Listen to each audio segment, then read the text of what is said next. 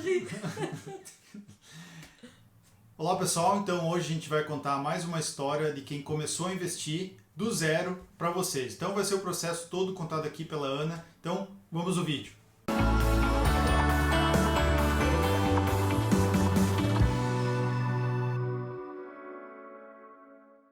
Olá, aqui é o Thiago, então do canal Você Rico Investindo. A gente fala de inteligência financeira aqui no canal. Se você gostar desse vídeo, deixa um like aí e se inscreva também. Então, hoje a gente vai falar com a Ana, né? A Ana é dona de um estúdio aqui em Blumenau, em Santa Catarina, e ela vai deixar até os contatos delas aqui embaixo, nos comentários do YouTube. E se caso você quiser entrar em contato com ela, pode deixar esse comentário aqui embaixo. Então a gente vai falar um pouquinho com ela sobre investimentos, né? Como ela fez esse processo, né, iniciado aí há um bom tempo já, de investir, né? Muita gente tem dúvidas para esse começo, né? Porque ele é um pouquinho complicado, né? E a Ana vai contar um pouquinho do depoimento aí dela desse início. Então, Ana, antes de tudo, né, fala um pouquinho sobre você, né? Se apresenta aí para o público. Olá galera, tudo bem? Eu sou Ana Paula, sou profissional da educação física, sou microempresária, né? Tenho um estúdio de personal, funcional e grupo de corrida, estúdio Evolua. Tenho uma sócia também, né? A Vanessa. Mas já estou na área de educação física, já vai fazer 15 anos. Já trabalhei muitos anos em academia, trabalhei muitos anos com qualidade de vida nas empresas, qualidade de vida dos trabalhadores, né? Dentro das empresas, com ginástica laboral. Trabalhei também com programas de palestras e hoje estou um pouco mais focada na gestão da minha empresa. Ainda atuo como professora, ainda dou aulas, né? Mas 80% da minha jornada é na gestão da empresa mesmo. Legal. Então, outras vezes aí a gente já gravou outros vídeos de pessoas que têm um emprego normal, que tem todo quinto dia útil lá recebe o dinheiro certinho. A Ana já tem um outro fluxo de dinheiro, né? Ela é uma empresária, então esse dinheiro não cai todo quinto dia útil, né? Tem uma coisinha um pouco diferente aí. Como é que é esse esquema para ti também? Isso envolve um fluxo, né, de caixa um pouco diferente, né? A sistemática é por mensalidade, né? Então, alguns clientes fazem plano e tudo mais, mas a maioria paga mensal. Então, eu acabo recebendo dentro ali de uma data mais amarrada, né? Entre o dia 5 a 10 de cada mês, né? Acabo recebendo o faturamento da empresa, né? Sim. E não o meu salário, o meu né? lucro, né? Então, diante disso, vem todos os custos que uma empresa tem. Quem tem funcionário sabe que os custos são altos. Então, pensando, né, eu como trabalhadora, com o meu dinheiro, o meu salário, não tem mais uma data amarrada para receber, né? Sim. Essa é a verdade, né? Quem é empresário sabe. Então, a gente não tem mais... A gente não ganha mais no quinto dia útil, né? Nem eu, nem a Vanessa, a gente não ganha mais salário. Certo. Então, depende de todo o giro da empresa. Às vezes recebe final do mês, às vezes recebe picado, às vezes não recebe. Tudo pode acontecer. Então, depende de como está o nosso mês, como é que está o fluxo do nosso trabalho, assim. Então, a mentalidade para investir, ela é um pouquinho, na verdade não é um pouquinho, né? Ela é muito importante, né? Então, essa parte de gastos, né? Como é que você pensa, né? Ou como é que você faz isso até antes de investir, né? E agora depois, assim, tu tens um controle grande, um controle menor, tu gasta mais, ou é igual a quase todas as mulheres que compram qualquer sapato que vê na rua, como é que é essa questão? Não, isso eu acredito que é um ponto positivo, assim, tanto meu quanto até da minha sócia, da Vanessa. Além de sócia, a gente sempre foi amigas, Sim. né? Eu não sou consumista, muito pouco, assim, sempre gastei muito pouco com ter, né? Vamos dizer assim, né? Com roupa, com sapato, com móveis, com... Passivos. Enfim, com passivos, né? Principalmente. Tenho carro porque preciso, né? Então já tentei por várias maneiras tentar não ter o carro para poder me deslocar mais a pé, de bike ou de Uber, mas ainda... Dentro da minha rotina com a empresa ainda não dá para não ter o carro, né? Certo. Ele me dá um pouco mais de agilidade e conforto, senão não teria mais o carro.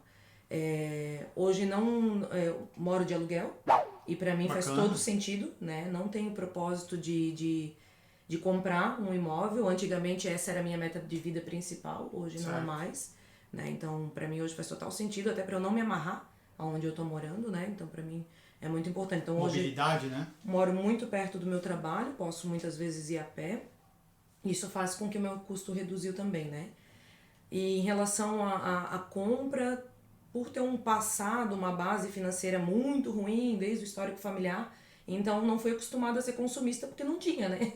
Então Não tinha essa que era a consumir. verdade, né? Não tinha grana, né? Então a gente se acostumou a viver com muito pouco, a reaproveitar muitas coisas, a de um passar pro outro, roupa da mãe, enfim, trocas, comprar coisa em brechó, enfim. Então foi uma fase assim que gerou um aprendizado. Então hoje, claro, né, tem uma condição um pouquinho melhor, né? A situação melhorou, mas continuo não sendo consumista do que não faz sentido na minha vida. Então, meu consumo vai para coisas que levam mais a propósitos. Bacana, então, porque muita gente não tem essa mentalidade antes de investir, né? Acaba sendo consumista, né? Então, e acaba gastando dinheiro, na verdade, que não tem, né? é que não tem e até se endividando, né? Isso é uma coisa bem complicada hoje. Muita gente, famílias aí, né, acabam, né, financiando por 30 anos, até mais anos aí, apartamentos ou até carro, né? E acaba não tendo esse bem, na verdade, quem tem é o banco, né? Não a pessoa. E essa história, né, só por falar em banco, né? Você, obviamente, tinha dinheiro em banco anteriormente, né?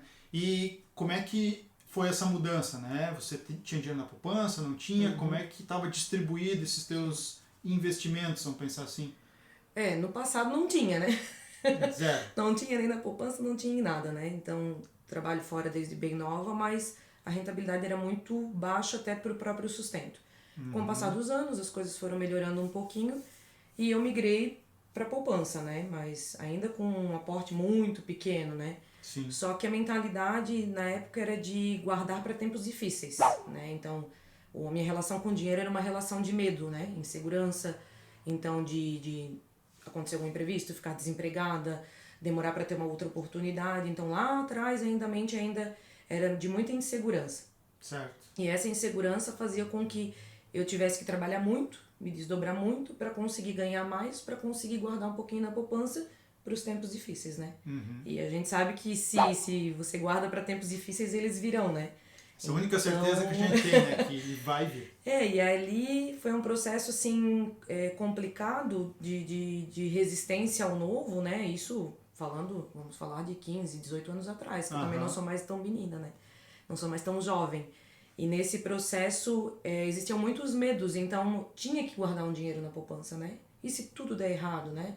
E se aonde eu moro não der mais certo? E se tiver problemas na família? Então tinha que guardar um dinheiro, mas era muito pouco. Então eu conseguia guardar na poupança o suficiente para um mês. Então se tudo desse errado, um mês eu tinha para me salvar, né? Tua reserva de emergência era de um mês. Um mísero salário. E essa era a fase, né? Então... E eu tava na poupança até muito pouco tempo atrás, né? Sim. Até começar a estudar sobre investimentos, então foi um ponto disruptor na minha vida, com certeza, essa relação com o banco. Primeiro, eu não gostava de relação com o banco. Sim. Não tinha controle nenhum, né? Nem acessos ao banco. Tinha lá a minha conta poupança, que era a mesma conta que era usava para os meus débitos, e que era a mesma conta para eu fazer minhas transferências, Sim. e que era a mesma conta para eu guardar o meu dinheiro de emergência, né? E que era a mesma conta que eu tinha o meu cartão de crédito com anuidade, né? Então Sim. era uma soma de erros, não vou dizer, né? Uma soma do que eu vivenciei, né? Do que eu sabia até naquela época. Isso que tu falou, muita gente por falta de conhecimento, né? Porque às vezes o banco ele coloca um muro na tua frente e não deixa você conhecer mais alternativas, né? Isso. E acaba te colocando algumas tarifas que você, na verdade, não precisaria estar pagando. E aí, isso ao longo do tempo acaba te sugando um dinheiro enorme, né? Eu mesmo já coloquei exemplos aí no próprio Instagram e no YouTube de a gente poder salvar aí coisa de 100 mil reais mais até durante 20, 30 anos só em tarifas de banco. Só em tarifas. Então, esse é um conhecimento que a gente precisa ter. E aí, quando essa migração, né, aí o banco, ok, né, você começou a pensar em investir. Eu sei que tu já falou que leu alguns livros já sobre investimentos, bacana. A Ana fez o curso também comigo e isso eu acho que abriu um pouco a cabeça. Aí, quando você começar a investir, tem aquela trava, né? Aquela trava de, meu Deus, corretora, mas será que é seguro? Será que eu, né, com tão pouco dinheiro vou conseguir? Como é que foi esse desafio nesse início, assim? Não faz muito tempo, eu já tinha mudado a mente quanto no que eu ia investir o meu dinheiro, né? E de que maneira eu ia guardá-lo e para os meus propósitos. Então eu já tinha melhorado a minha mente em relação a isso. Deixei de ter tantos medos, né, com os tempos difíceis, e comecei a focar mais no que eu queria usar o meu dinheiro para coisas boas, para os meus sonhos e meus projetos. Então, a partir daí, eu comecei a ter melhores controles, que era fazer uma planilha simples, anotar os gastos e ver aonde eu estava falhando em relação a gastos. Por mais que eu não seja tão consumista, ainda tinha muita coisa que dava para ajustar. Então, ali também foi um ponto bem marcante do meu controle financeiro. E quando eu comecei a realmente estudar sobre investimentos, na verdade foi a minha sócia, né, a Vanessa, que começou a vir com essa ideia. A gente tem que... a gente guarda um pouquinho também no estúdio para tempos difíceis, né? São duas reservas. Duas reservas, né? Então ela vinha, Ana, a gente tem que tirar esse dinheiro da aplicação da cooperativa e tal, e investir no tesouro. E eu falei, tá louca, né? Falei, Vanessa, que isso? Vanessa tá me assistindo agora. Vanessa, com o teu dinheiro tu faz o que tu quiser, tu bota onde tu quiser. O dinheiro do estúdio não vai sair da aplicação X. Então eu fui muito resistente, né? Porque tinha uma insegurança. Mas eu fui pra casa com aquela pulguinha, falei, que coisa é essa aí que a Vanessa tá falando? Vamos dar uma lidinha. E ela não cansava de me mandar pelo WhatsApp, videozinho, Economir, Me Poupe, Primo Rico. Isso há mais ou menos uns 2 anos atrás, acho que nem faz isso. E eu fui devagarinho, me inteirando, lendo, e comecei a entender porque eu tirei um tempo pra isso.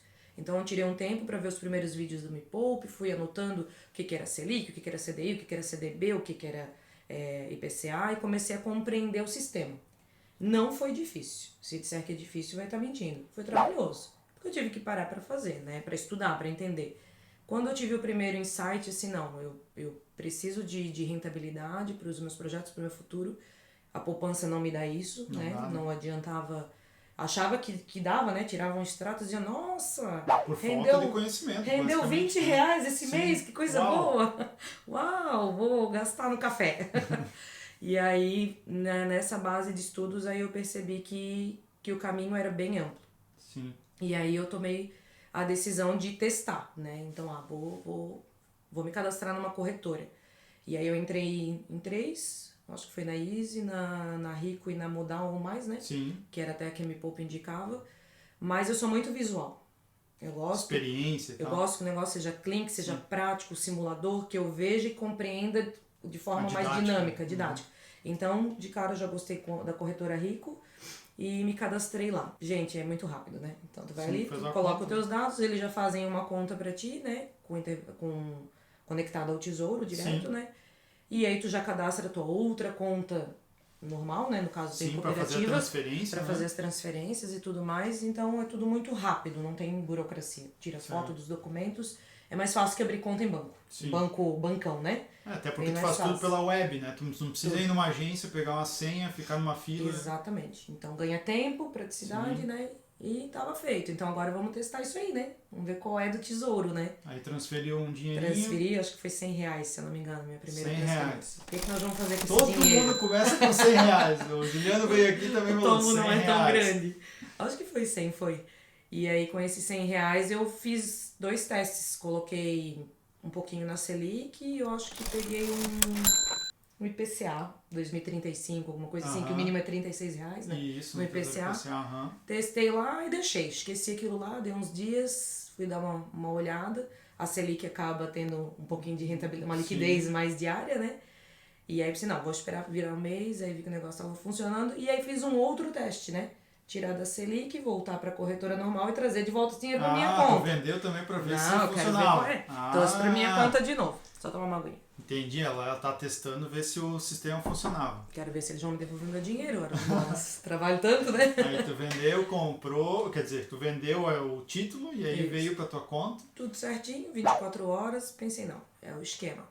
Então, até eu chegar nessa fase da corretora, eu já não estava mais tanto na poupança, mas ainda estava, mas estava migrando para a aplicação da cooperativa, né? Então, daí quando eu entendi o que era um CDB e um CDI, eu vi que na cooperativa é legal, mas tem melhor, né? A cooperativa ainda ganha de rentabilidade de poupança, se tu colocar em aplicação, né? Sim. Então, a gente até por muito tempo ficou em poupança programada, por exemplo, porque a rentabilidade era baixíssima. E aí, nessa fase aí, então, vamos lá, vamos começar a engrenar o negócio aí. E foi onde eu comprei aquele título que eu te falei, né? Em agosto do ano passado. que estava com uma rentabilidade de 12%, então peguei pré-fixado, então é 12% para sempre. A Ana, assim como também o Juliano, quem pegou o juro um pouquinho mais alto, um tempinho atrás, agora com essa queda da Selic, esse rendimento começou a ficar maior, principalmente no título pré-fixado e no título do Tesouro IPCA, né? Então ele ficou marcado ao mercado, então ele subiu bastante. Então essa experiência aí é bacana, esse início, né?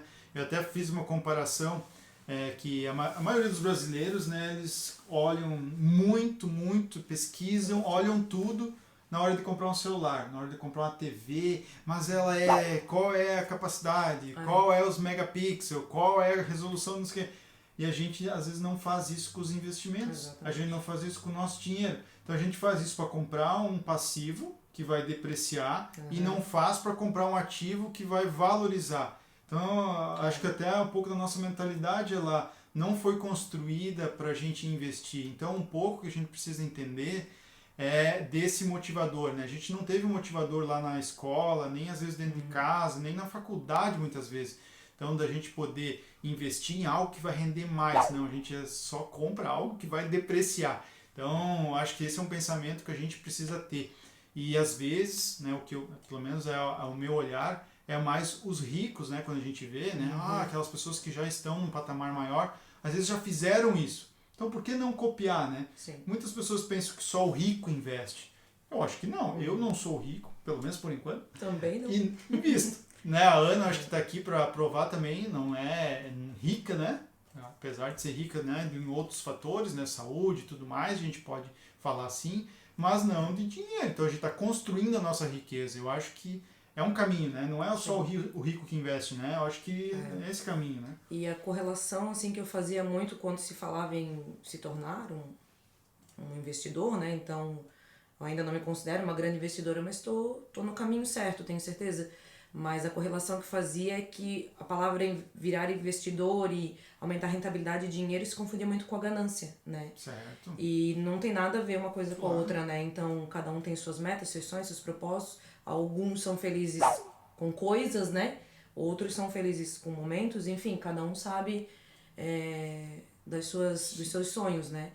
Mas ao homem deparar com esse produto que eu comprei ali, que tinha uma rentabilidade alta, que também foi um dos primeiros que eu comprei, eu mal tinha testado, fui naquele ali, e a Vanessa brinca comigo que eu dei sorte, e não tem nada a ver com sorte, né? Estudo. É aquela frase que a sorte é quando a oportunidade encontra o preparo, né? Exato. Então eu tava lendo sobre, tava todo dia fuçando, pra mim aquilo virou um jogo. Virou um viciozinho, parecia um joguinho, né? Foi infectado pelo vírus do investimento. Todo dia eu ficava simulando ali pra ver qual que dava uma rentabilidade maior.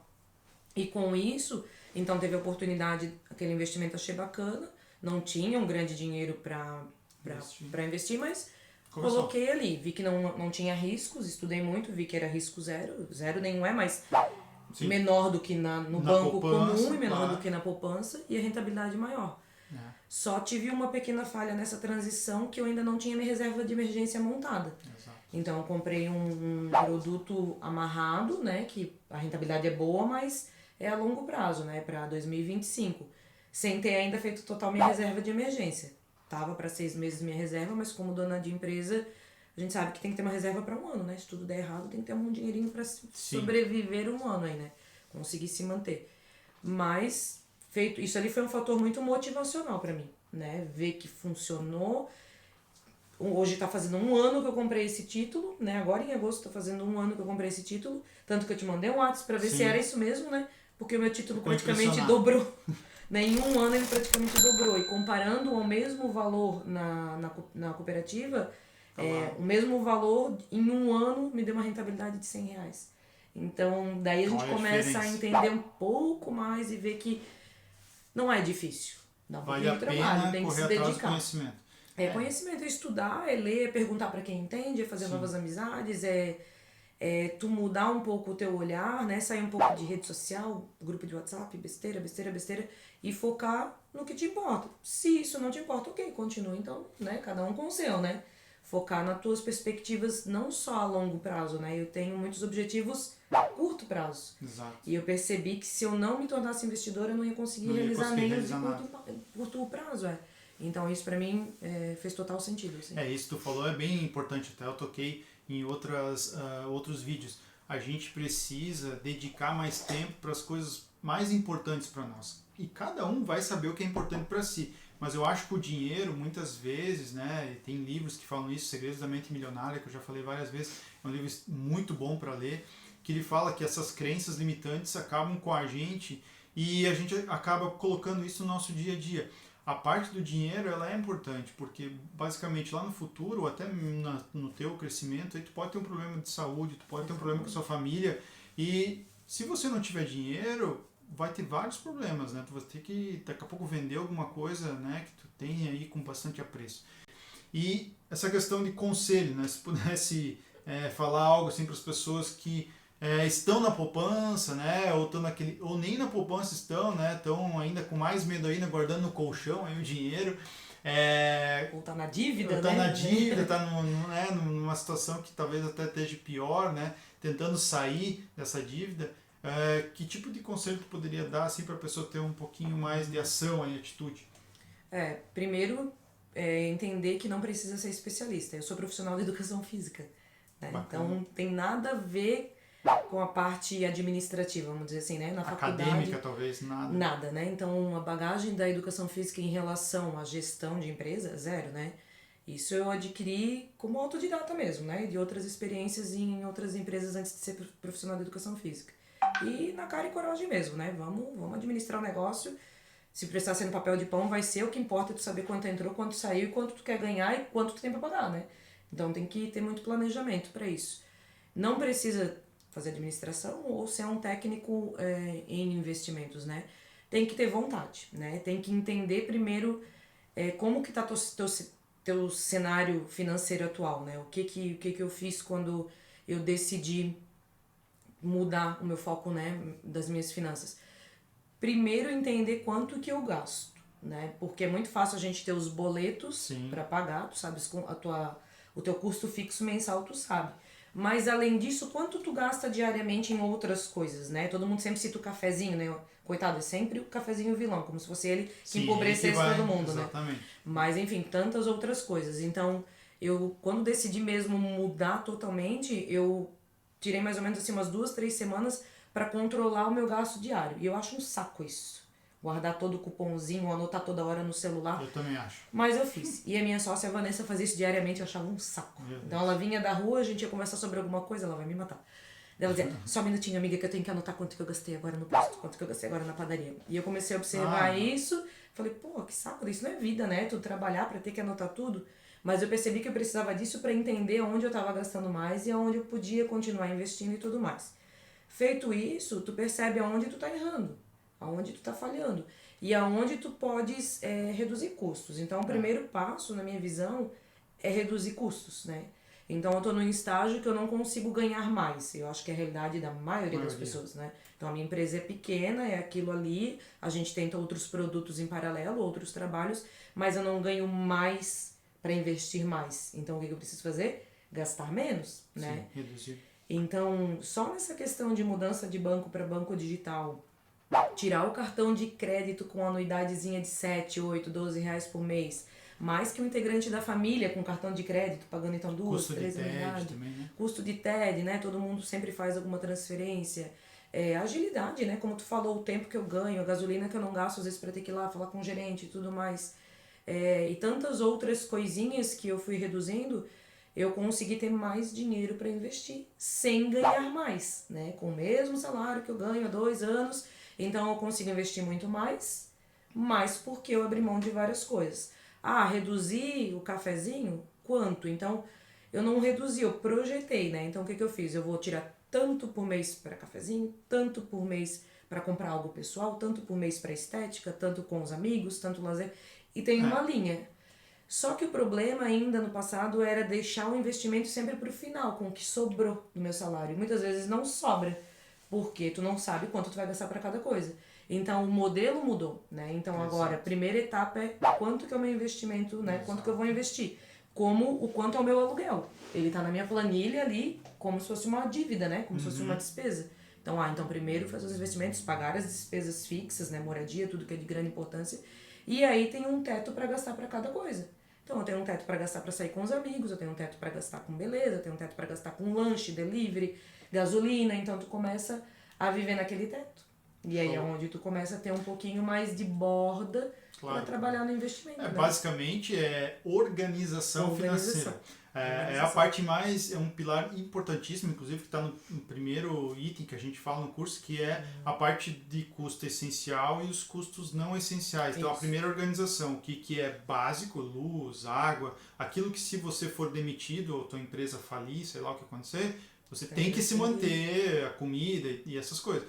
E o que não é essencial é bacana tu separar, porque aí todo mês tu pode revisar aquilo lá. Exatamente. Aí só revisa isso. Eu não sou que nem você, daquele de ficar anotando. Eu não gosto não, mas não porque... faço mais, agora já tá tudo esquematizado. Não dá. Só no começo, porque tinha que entender. É muito chato. Pra mim é uma planilha simples, eu separo custos básicos, e que não falei, essencial e não essencial, e fico monitorando isso, porque realmente é muito chato ficar monitorando. E tu começa a mexer prioridades, né? Então, por exemplo, eu tenho até um teto para gastar em presente. Ninguém prevê isso. E todo mês tu tem alguém para dar presente. E tem datas que tu tem que dar um pouco mais. Natal, Dia das Mães e tudo mais, né? Aniversários. Então tu já tem um teto ali quanto que tu vai gastar todo mês de presente. Tu tem uma previsão. E às vezes tu tem um teto maior para gastar com saída com os amigos. Num outro mês tu vai fazer uma viagem, então tu não sai tanto com teus amigos. Aí tu vai mudando um pouco esse teto de gasto. Aí tu faz tudo que tu gostaria de fazer, mas tudo com controle. Mas aos poucos tu começa a se acostumar que tu tem até aquele tanto para gastar, né? E muito tempo atrás, né, quando eu já tentava me controlar em relação a isso, às vezes, não, isso eu não posso comprar.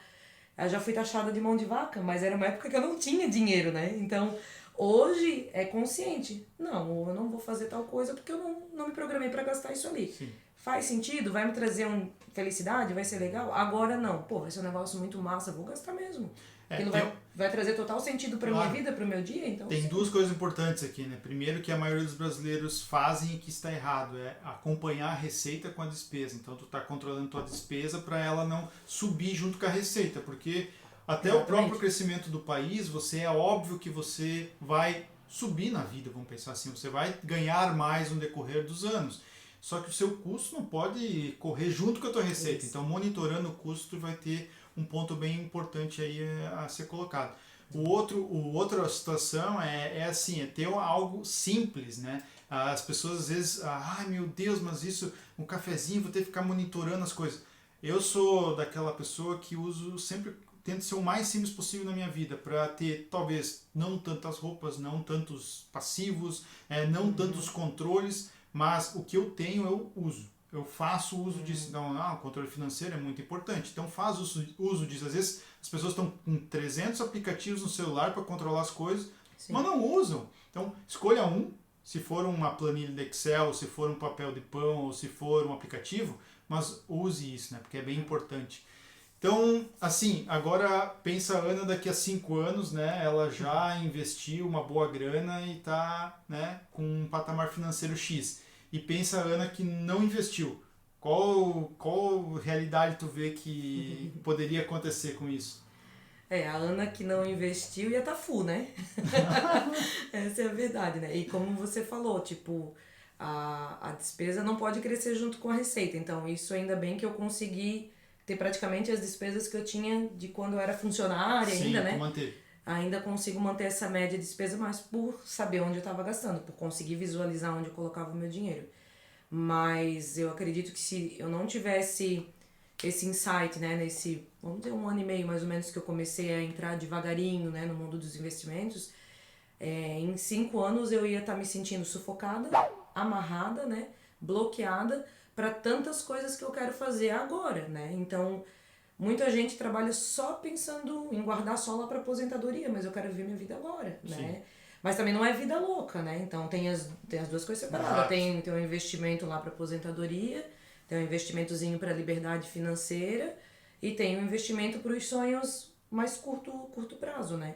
Tudo tá bem organizadinho assim, o que é para quê.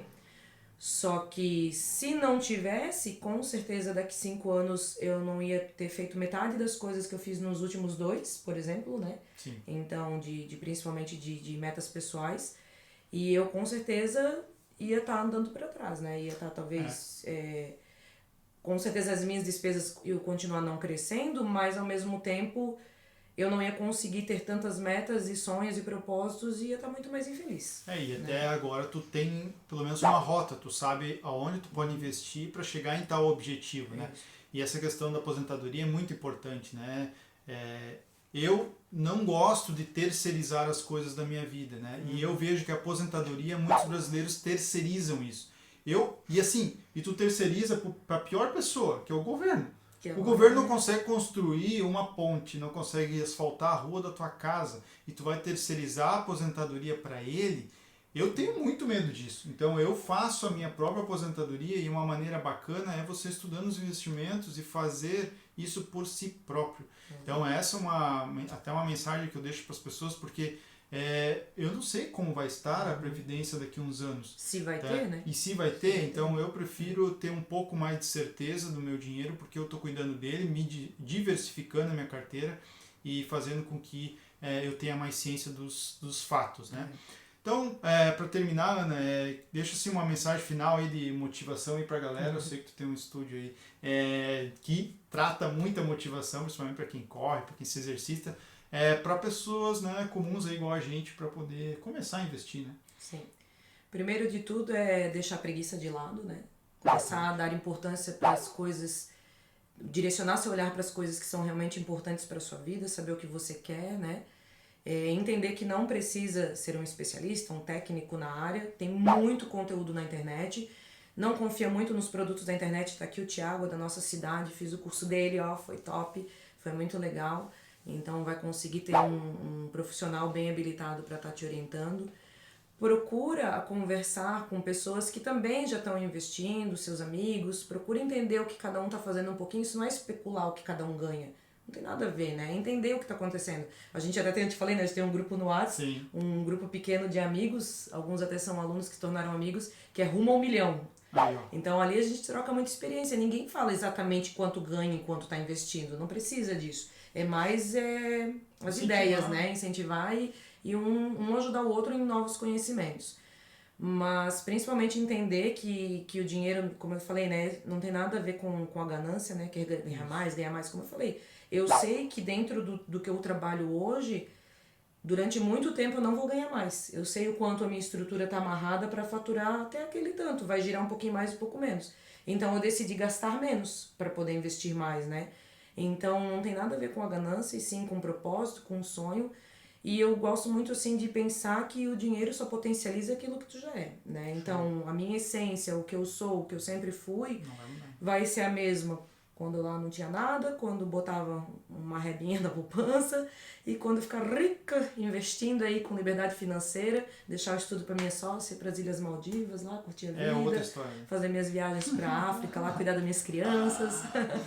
Então cada um com seus sonhos, com seus propósitos, seus objetivos, mas entendendo principalmente isso, assim, que o dinheiro só vai potencializar aquilo que tu é. Vai te dar conforto, vai te dar agilidade, vai te facilitar muitos processos na vida, né? Não adianta a gente achar que não, mas vai. Só depende da maneira como tu vai encarar e o que tu vai fazer com esse dinheiro, né? Perfeito. É a famosa liberdade de escolha, né? O poder do não, muitas vezes, né? Tu pode escolher o que você deseja fazer. Se você quer trabalhar, você quer fazer o que tu gosta, você vai poder fazer. Só que isso somente hoje o dinheiro pode dar pra gente, né? Lá na frente, com liberdade de escolha. Então, fica aí meu agradecimento para Ana, obrigado para todo mundo que viu esse vídeo, se gostou deixa esse like aí e se inscreva no canal. Um abraço aí e até a próxima. Valeu, galera. Tchau, tchau. Tchau, tchau. Não gravou.